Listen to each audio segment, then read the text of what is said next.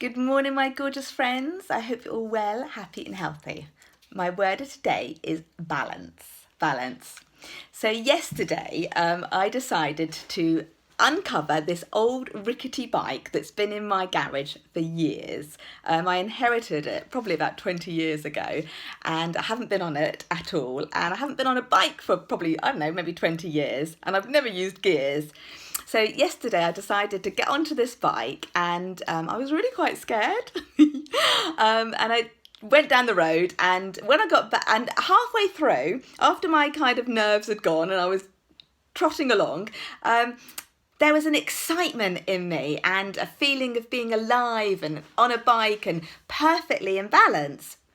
So when I got up this morning, I thought, what am I going to talk about? And I thought, well, balance is a really good word, because when we're in balance, then things feel right in our life. And when we're out of balance, things can be a little bit tricky for us. And Martin Seligman, a psychologist, the grandfather of positive psychology, talks about 3 types of happiness. He talks about meaning, pleasure, and engagement. And sometimes if we're having a lot of meaning in our life, in our daily life, it means that maybe we're not getting as much pleasure or engagement, and we can be out of balance. And vice versa, if there's lots of pleasure but no meaning and engagement, then we can be out of balance again, and life can feel a little bit not quite right, but we don't know why. So it's a really good idea now to look at our lives and to see what's working in balance, whether we're in balance or not. Perhaps we're talking too much and not doing enough listening. Perhaps we're listening a lot but not doing enough talking. No, is that the right way around? Perhaps we're listening but not doing enough talking. What else?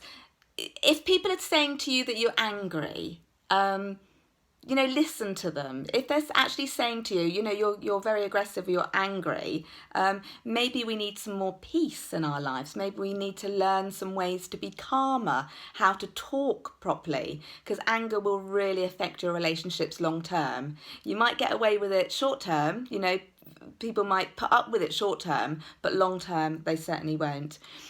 If you're gardening and you're doing all this really hard work, what about sitting down and enjoying the fruits of your labour, getting back into balance? So a lot of people are talking to me about their food and their diets and their drinking, and whether they're in balance or not. And only you will know if you wake up the next day and you feel good about yourself, or if you feel like, I shouldn't have had that extra drink, or, maybe I need a few more vegetables.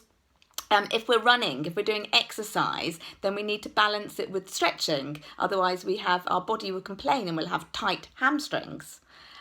So it's all about balance and trying to find the right balance for you and your families and your friends and your work colleagues and your relationships and what works. And we have to adjust that all the time, because sometimes we're trotting along like I was on that bike, feeling in balance, and then suddenly there's a wibble wobble and we fall off and we have a little bit of a crash.